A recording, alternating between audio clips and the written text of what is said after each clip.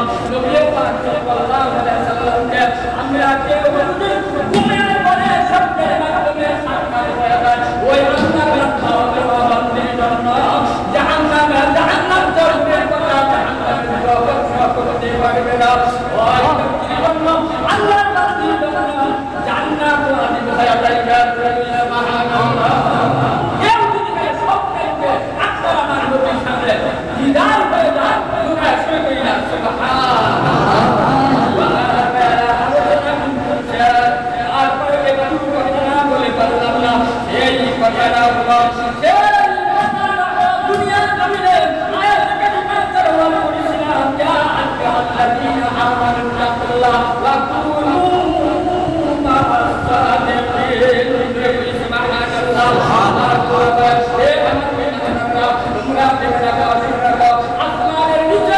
জমিনের উপরে যারা আল্লাহ ওয়ালা থাকবেন তারা পরহাদকে করে খুশি থাকবেন ওদের সহবতের থাকবা ওদের কাছে করবা ওদের নিচে নামাজ পড়বা ওরা কালে হাতের মধ্যে জান্নাতের গদিরা জান্নাতের দরজা খুলে সুবহানাল্লাহ আল্লাহ নবী বলেন মা তাশাব্বাহা বিকামিল খাওয়ামিন হুয়া যা করে সাথে দুনিয়াতে কালে থাকবে মোহাম্মদ থাকবে সহবত থাকবে কালে হাতের মধ্যে ওদের সাথে শুরু হবে দুনিয়ার খানা খাইতে থাকবে আপনার আমার সহবত থাকে আমার করে থাকে কাকা মানুষগুলা জাহান্নামী হবে আপনি আমিও জাহান্নামী হয়ে যাব আর দুনিয়ার মানুষের সাথে সহবত থাকে ওইবার মানুষগুলা জান্নাতে যাবে আপনি আমিও জান্নাতে যেতে পারবো সুবহানাল্লাহ এই জন্য মানুষের কথা বলেছে